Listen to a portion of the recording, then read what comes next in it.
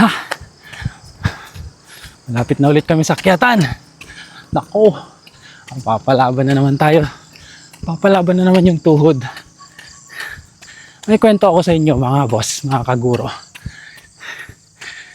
Yung tatay ko, 40 years old pa lang, namatay na. Namatay na.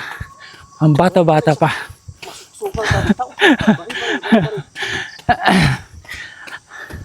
Namatay siya sa sakit na leukemia.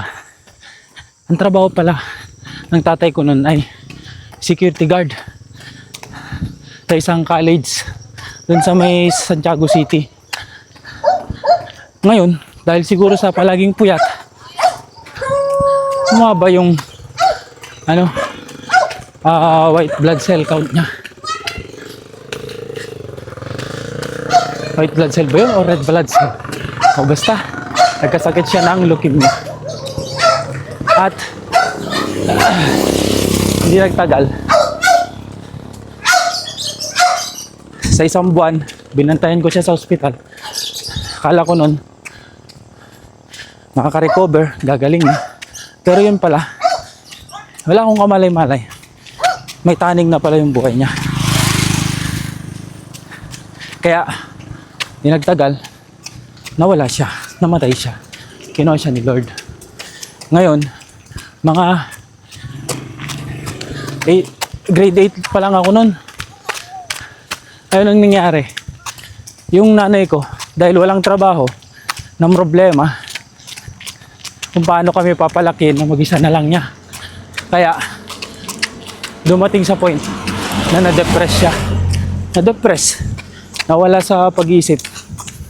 Kaya yun, kaming magkakapatid, naghiwalay kami. Yung mga kapatid ko, napunta sa lola ko. Ako naman, sa kabila. At ako, kung saan ako tumitira. Tumitira ako sa lola ko, sa mga tita ko, sa mga tito ko. Palipat-lipat ako ng bahay. Ang problema, itong mga pinsan ko na kasama ko sa mga nililipatan kong bahay. Bad influence. Bad influence. Natutunan kong mag-inom. Magbisyo sa batang edad. Dahil mga pinsan ko, bad influence talaga. Manginginom. Pero, marami akong natutunan sa kanila ng mga diskarte. Pero yun nga lang, hindi nila maiwasan yung bisyo.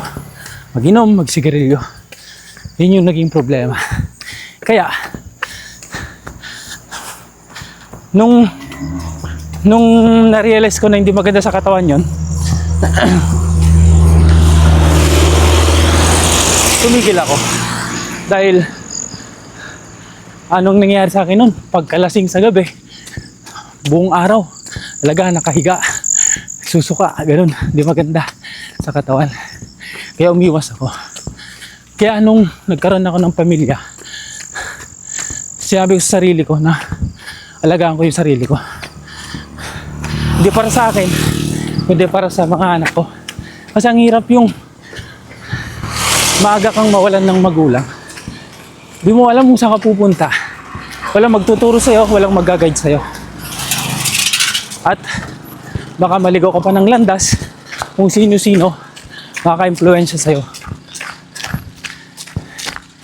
Kaya yun, ngayon, ang ginagawa ko, kahit ang hirap tumakbo, sakit sa binti, tapos eto dito sa daan, nakakatakot dahil may mga sasakyan sa likod. Ayan, next time talaga kailangan na ng reflector. Ayan. Pero kahit mahirap, sinasabi ko na lang sa sarili ko, hindi para sa akin to, hindi para sa pamilya ko, sa mga anak ko. Tayo mga tatay, kailangan natin magpalakas. Hindi para sa atin, kundi para sa ating mga anak. Ayos ba? Kaya ikaw, kung nahihirapan kang magpapawis, kung tinatamad ka, kung tatay ka na sobrang busy, at feeling mo wala ka ng time magpapawis, alagaan yung katawan mo, subsub ka sa trabaho, isipin mo na lang, yung sakripisyo mo ngayon, na pag-aalaga sa katawan mo, hindi para sa'yo. Hindi para sa mga anak mo, sa pamilya mo. Ayos. So yun, paakyat na kami. Yan, at walang street light. Nakakatakot. Ang dilim. Baka may ahas. Mapakan natin. Bari. So yun lang mga kaguro, mga boss. Next vlog ulit. At hinihingal na ako. Nakakawit na rin yung kamay ko. Bye-bye! Hoy! Marami kaming mga kasamang nag-jogging. Ayos! Mission accomplished mga boss! Nakarating tayo dito sa may finish line. You know, magpalakas tayo. Huwag tayong papayag na matalo tayo ng stress. Stress sa buhay, stress sa pera. Ayan. At stress sa trabaho. Palakas tayo. Bukas ulit.